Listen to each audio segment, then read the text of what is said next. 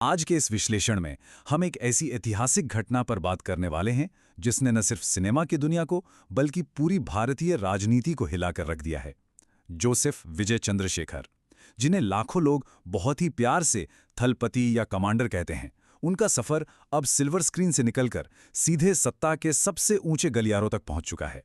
Cinema के एक superstar से लेकर तमिलनाडु के मुख्यमंत्री तक का ये 2026 का ट्रांजिशन, सच मानिए ये सिर्फ एक बदलाव नहीं बल्कि एक पूरा का पूरा राजनीतिक भूचाल है।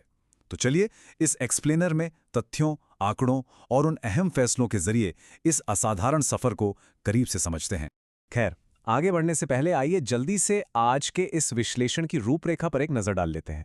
हम शुरुआत करेंगे सिनेमा से सत्ता तक के उनके क्लाइमैक्स से, फिर देखेंगे इस सुपरस्टार का सफर, 2026 के विधानसभा चुनाव, मुख्यमंत्री के तौर पर उनके पहले बड़े फैसले और आखिर में बात करेंगे सिनेमा और राजनीति के इस दिलचस्प संगम की। तो चलिए सीधे हमारे पहले भाग की तरफ बढ़ते हैं। भाग 1, सिनेमा से सत्ता तक, मई 2026 का क्लाइमैक्स। और शुरुआत सीधे इसी क्लाइमैक्स से करते हैं। 10 मई 2026, यही वो ऐतिहासिक दिन था जब विजय ने राहुल गांधी जैसे बड़े राष्ट्रीय नेताओं की मौजूदगी में मुख्यमंत्री पद की शपथ ली और इसी के साथ उनके अभिनय से संन्यास लेने की घोषणा सच में एक हकीकत बन गई। और ये आंकड़ा इस बात को बहुत ही बेहतरीन तरीके से साफ करता है। शपथ ग्रहण के ठीक 3 दिन बाद यानी 13 मई 2026 को जब विधानसभा में फ्लो टेस्ट हुआ तो देखिए क्या हुआ। सरकार को 144 विधायकों का एक बहुत ही भारी भरकम समर्थन मिला और विरोध में पड़े सिर्फ 22 वोट। मुख्य विपक्षी दल के वॉकआउट के बाद बहुमत का ये जादुई आंकड़ा एकदम स्पष्ट रूप से उनकी सत्ता और राजनीतिक पकड़ को साबित करता है। कोई दो राय नहीं है इसमें।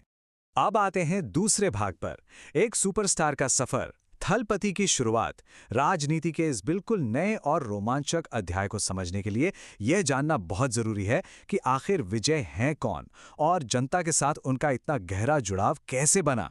चलिए इस शानदार करियर ग्राफ को देखते हैं।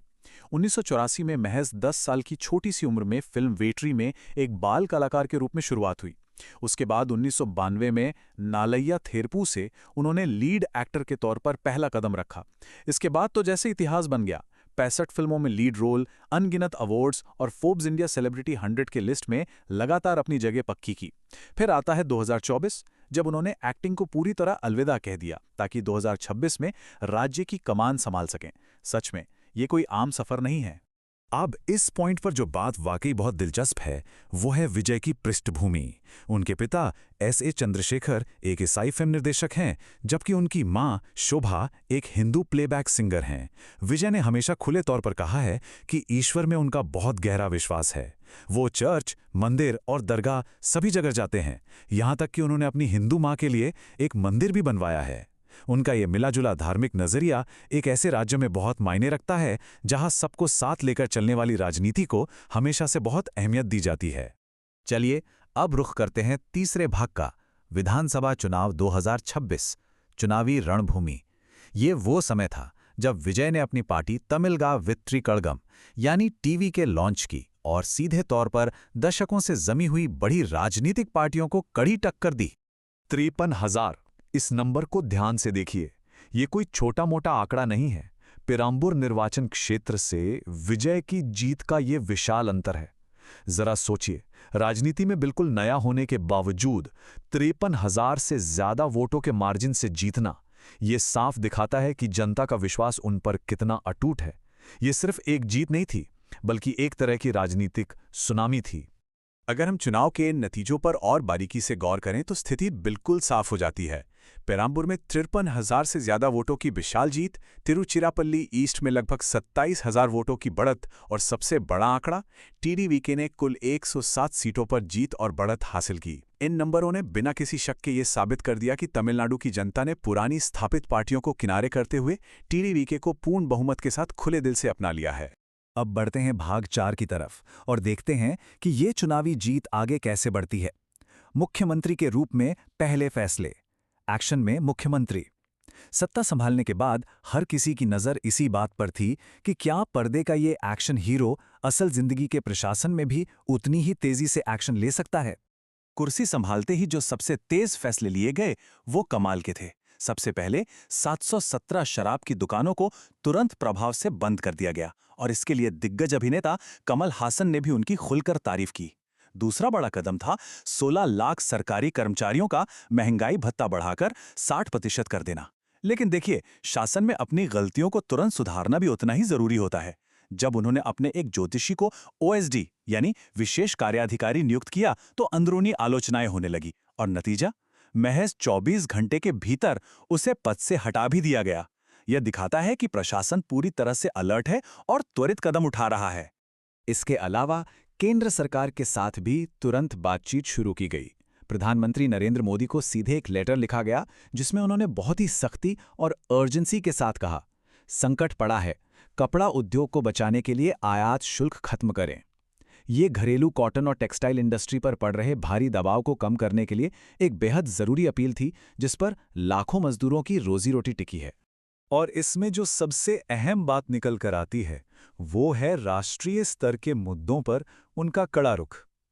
हाल ही में हुए नीट परीक्षा के पेपर लीक विवाद के बाद मुख्यमंत्री विजय ने एकदम साफ शब्दों में मांग की कि नीट को पूरी तरह से खत्म करें। उनका स्टैंड बिल्कुल क्लियर है कि मेडिकल एडमिशन सिर्फ और सिर्फ 12वीं कक्षा के नंबरों की मेरिट के आधार पर होने चाहिए। अब हम आते हैं 5वें और अंतिम भाग पर, सिनेमा और राजनीति का संगम, जब दो दुनिया टकराती हैं। एक बहुत ही हाईली पेड एक्टर का अतीत और एक जनसेवक का वर्तमान, इन दोनों का आमना सामना वाकई बहुत दिलचस्प है। ये शायद इस पूरे ट्रांजिशन का सबसे मजेदार पहलू है। राजनीति में आने से पहले उनकी आखिरी फिल्म जननायगन अभियानी बाकी है। अब जरा इस कॉन्ट्रास्ट को देखिए। एक तरफ उनकी पुरानी पहचान वाला थलपति विजय का टाइटल कार्ड है और दूसरी तरफ सोशल मीडिया पर फैंस की ये जबरदस्त मांग कि इसे बदलकर मुख्यमंत्री विजय कर दिया जाए। ये एक बहुत ही अनोखी सिचुएशन है जहां उनकी नई संवैधानिक भूमिका उनके पुराने सिनेमाई स्टारडम पर हावी होती दिख रही है। और शासन और सिनेमा के टकराव का एक और बहुत ही हैरान कर देने वाला किस्सा सामने आया। विजय की बहुत ही करीबी दोस्त त्रिशाव की एक फिल्म आ रही थी, करुप्पू। अब मुख्यमंत्री के तौर पर इस फिल्म के लिए सुबह 9 बजे के स्पेशल शोज चलाने की विशेष अनुमति तो मिल गई थी, लेकिन ऐन मौके पर रिलीज से ठीक पहले इन स्पेशल शोज को रद्द कर दिया गया। ये छोटी सी घटना ये बताने के लिए काफ़ी है कि नई प्रशासनिक जिम्मेदारियों और नियमों की सीमाएं क्या होती हैं। तो इस पूरे विश्लेषण के बाद हम एक बहुत ही अहम और गहरे सवाल पर आकर रुकते हैं। क्या ये भारी भरकम सिनेमाई लोकप्रियता तमिलनाडु के लिए एक लंबे और प्रभावी शासन में बदल पाएगी? शुरुआती फैसले और जनता का जबरदस्त उत्साह सब हमारे सामने है, लेकिन हमें यह भी याद रखना होगा कि राजनीति एक लंबी मैराथन है, कोई 3 घंटे की फिल्म नहीं। आगे चलकर ये जननायक राज्य की असल चुनौतियों का सामना कैसे करता है, ये देखना वाकई बहुत दिलचस्प होगा। और इसी के साथ हम आज का ये विश्लेषण यहीं समाप्त करते हैं।